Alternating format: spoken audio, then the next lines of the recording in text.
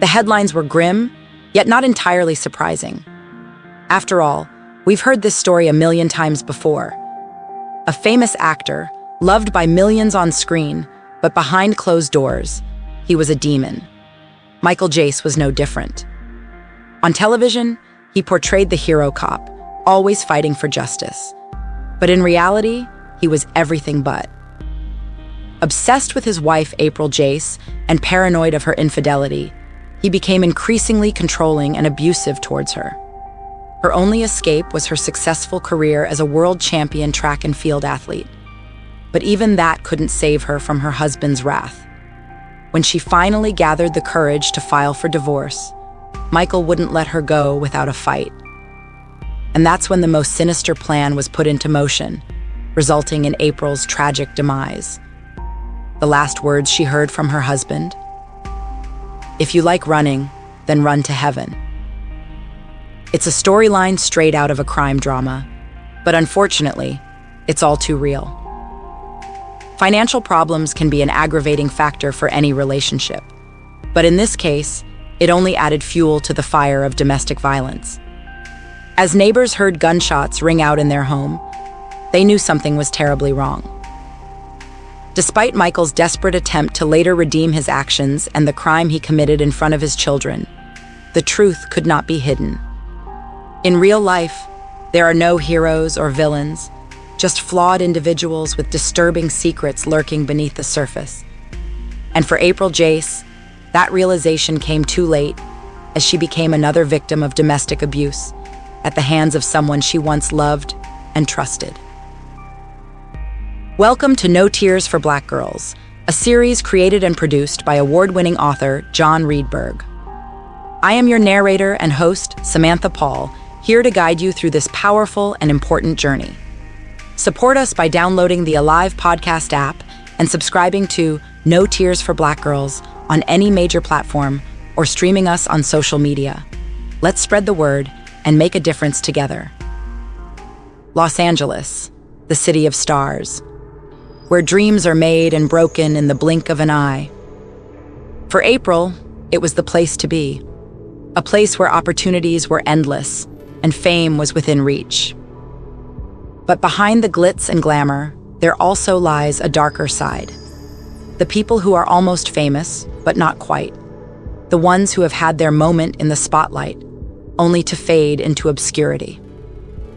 Like April Jace, a man whose career began in New Jersey but found its peak in Hollywood. April's story intertwines with his when she meets him on the set of one of his many small roles. She was a sweet soul with a love for running that burned just as fiercely as her passion for life.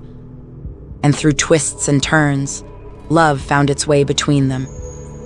But like everything else in show business, it was fleeting. For April, life became a race against time, chasing both her dreams and her health goals as she competed in track and field events. It wasn't easy being married to someone who lived for the next gig, but she loved Michael nonetheless. As the winds of fate blew stronger, April's love for running remained constant, even as her marriage faltered. And in this high-paced city of stars, anything could happen, for better or for worse. April was a force to be reckoned with on the track. Her speed and determination had taken her to national and international competitions, earning her accolades and gold medals. But running was just one of her many talents. She held a degree in early childhood and adolescent development, and had been a dedicated teacher before transitioning to financial aid counseling at Biola University. This small Christian university may have had only 4,300 undergraduates, but April loved every moment of it. Helping students achieve their dreams of higher education brought her immense joy. Meanwhile, in the entertainment industry, April Jace had found success playing the role of Julian Lowe, an intensely religious and closeted police officer on FX's hit drama, The Shield. It was a steady gig that provided for his growing family. But when the show ended in 2008, so did Michael's job security. Without a stable income, Michael began to unravel. Despite being a beautiful couple with 2 sons together and April's teenage son from a previous marriage, Their marriage was starting to suffer. Close friends revealed that Michael had expressed concerns about their relationship and even asked for prayers during this difficult time. With dwindling finances and no steady job prospects, Michael struggled to provide for his family. While he did land small roles on popular TV shows like Private Practice and The Mentalist, it wasn't enough to sustain their lavish lifestyle. In 2011, his yearly income had significantly decreased, and their financial burden fell on April's shoulders. Her job only brought in around $2,000 per month, which was not enough to support the lifestyle they were accustomed to. As a result, tensions rose between the couple as they tried to navigate this challenging situation together.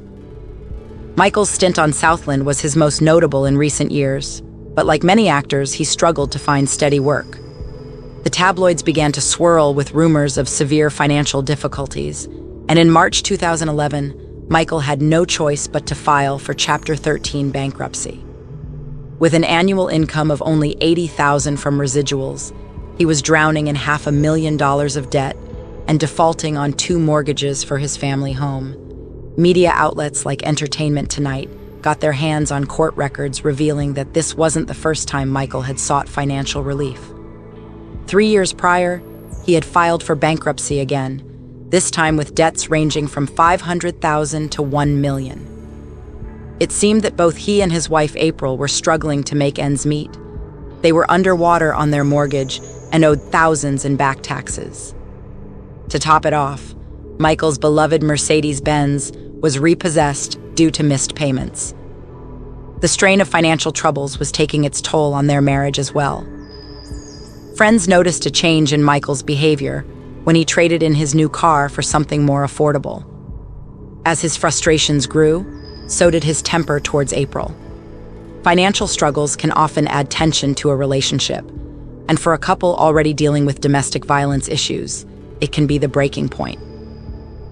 Michael felt inadequate as a provider for his family and began to suspect that April was seeking comfort elsewhere. Despite her constant reassurance and denial of infidelity, Michael couldn't shake the feeling that April was cheating on him with someone who could give her what he couldn't. He would confront her with accusations, leading to explosive fights that only pushed them further apart. The stress of finances weighed heavily on both of them. Michael felt insecure, and April carried the burden of being the sole breadwinner. They were trapped in a toxic cycle that was damaging their love for each other.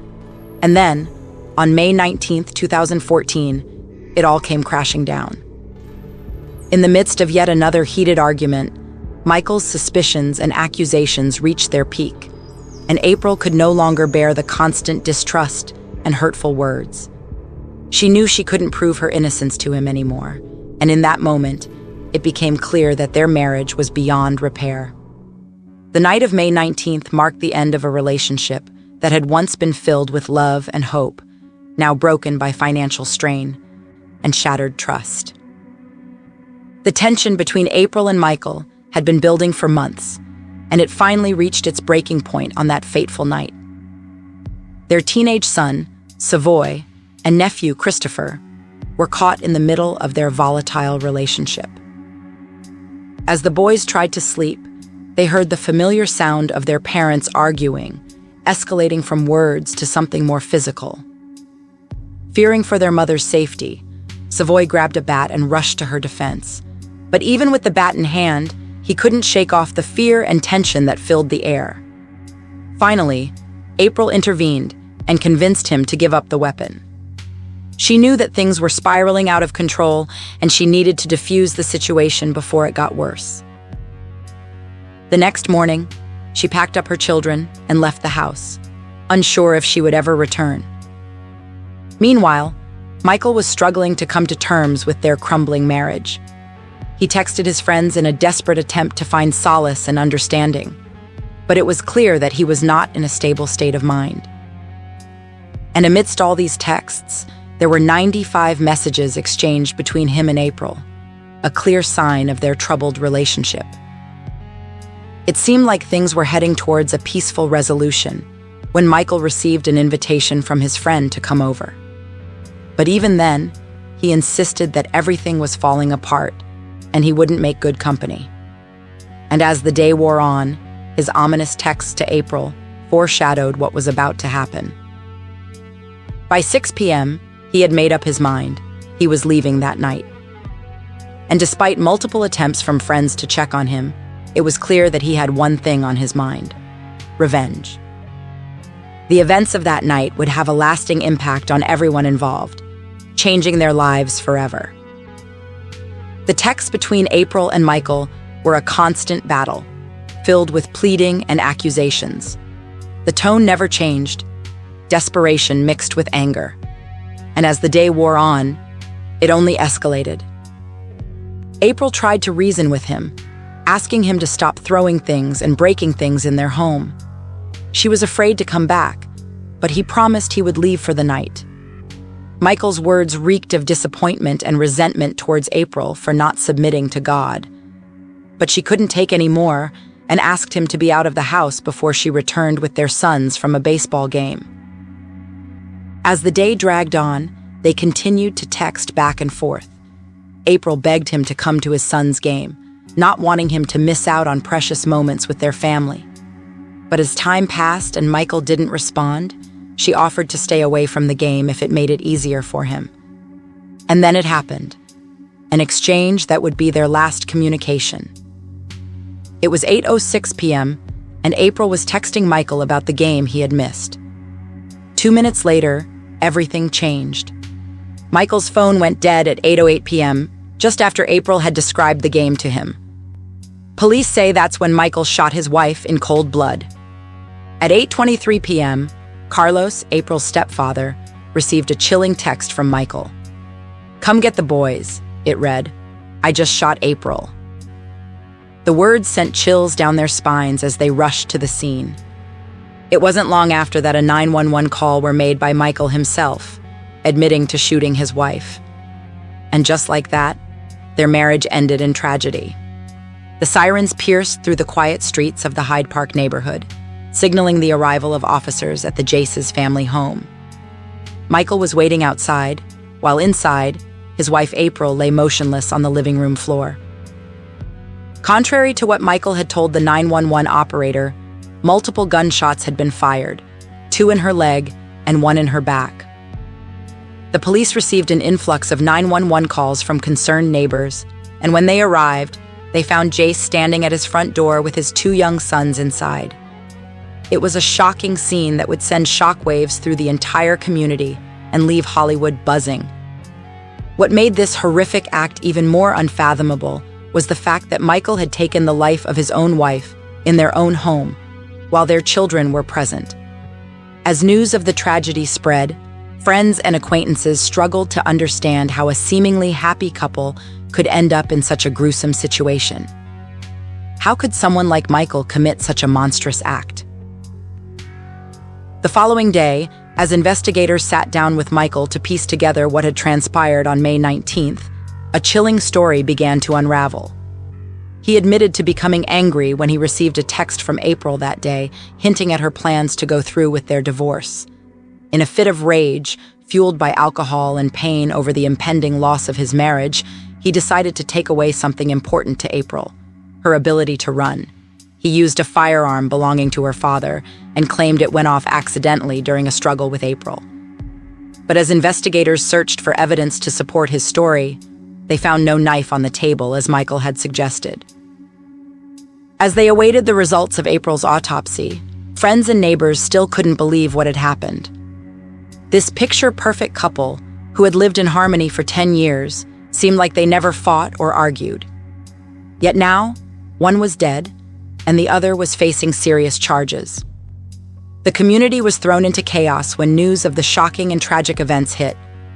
Neighbors, who lived just next door to the Jaces, spoke with the press in disbelief. They recalled seeing April the day before, coming home from work with her 2 children and their groceries. Little did they know, that would be the last time anyone saw April alive. As investigators delved deeper into the case, they found no evidence of any history of domestic violence between Michael and April. It seemed as though this act was completely out of character for Michael. The man they thought they knew had committed an unspeakable act, right in front of his own children. The entire community was reeling from this senseless tragedy. But amidst all the shock and sadness, their main concern was for the well-being of the two young boys, who were now left without a mother. Everyone wondered if they had witnessed or heard what happened that night. Even Biola University, where April worked, released a statement expressing their grief and disbelief over the loss of their beloved colleague. She was described as a wonderful person, with a contagious smile and helpful spirit. Once all the evidence had been gathered, Michael's trial began. He had confessed to taking April's life, but pleaded not guilty, claiming it was not premeditated. His lawyers argued that he acted impulsively after finding out about April's request for a divorce. The big question at hand: was Michael a cold-blooded killer or a man driven to extreme measures by love? As both sides presented their cases in court, the prosecution painted a picture of Michael as a jealous and controlling husband who was obsessed with his wife's supposed infidelity. They showed text messages where he accused her of cheating on him with one of her running team members. Prosecutors also revealed that Michael had a history of abusive behavior in his previous marriage.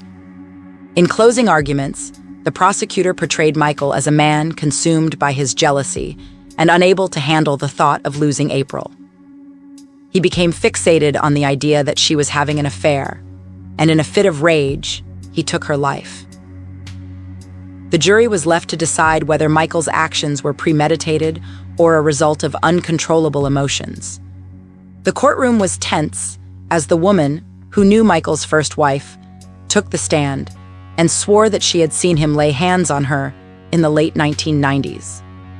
Despite their divorce in 2002, citing irreconcilable differences, court papers revealed a dark truth about their relationship, one filled with violence and abuse. His ex-wife alleged that he had hit her multiple times, thrown her against walls, and even choked her. But Michael seemingly moved on when he began dating April in 2003. However, the custody battle over his son from his previous marriage proved to be a bitter one. During the hearing, his ex-wife claimed that their infant son was afraid of Michael and that he would often take the child away from her because of his crying. It was April who stood by Michael during this time, testifying to the stability he provided for their child. However, evidence presented by Michael's ex-wife painted a chilling picture, including a text he had sent threatening her with death. The couple ultimately divorced in 2002, with April being awarded full custody of their child. But their lives were forever changed when the son testified against his father in court, revealing that he had witnessed Michael dragging his mother into a hallway and shouting threats before shooting her several times. The defense argued that it was an accident and that Michael had taken responsibility for his actions. They also claimed that Jace had planned the murder while arguing that it was not premeditated, rather a result of a snapped moment during an argument to save their marriage. After both sides presented their arguments, it was time for impact statements to be read. April's mother tearfully delivered an emotional speech, expressing deep sorrow for the loss of her daughter and how it has deeply impacted their family, especially for the grandchildren who will have to navigate their teenage years with this tragedy hanging over them. When given the chance to speak, Michael apologized to his late wife's family, but also maintained that he didn't mean to kill her. As he spoke, April's mother and some of her family left the courtroom, not wanting to hear any more excuses. With the impact statements finished, the jury began deliberating, and after only 2 hours, they reached a verdict. It was clear that Michael's actions had forever changed the lives of both families involved. The courtroom was silent as the sentence was read, the heavy weight of justice finally settling on Michael Jace's shoulders. He had been convicted of second-degree murder and given a 40-year-to-life sentence for the brutal killing of his wife, April Jace. As his lawyer expressed satisfaction at proving it was not premeditated, April's family sat behind him, relieved and emotional after more than 2 years of waiting for justice. April's oldest son still reeling from the loss of his mother, confessed to feeling depressed every time he saw Jace's face in court. But now, there would be no more reminders, as the man responsible for their beloved April's death was finally held accountable. As a counselor at Biola University, April was known for her joyful spirit and caring nature. Her colleagues remember her as someone who always had a joke or laugh ready and was well loved by all. The tragic news of her gruesome death shocked everyone who knew her. In honor of her memory, the school established a scholarship for underrepresented students who have experienced or witnessed violence in their communities. Our hearts go out to April's friends and family as they continue to process their grief over losing such a vibrant and beloved woman. May she rest in peace, knowing that justice has been served in her name.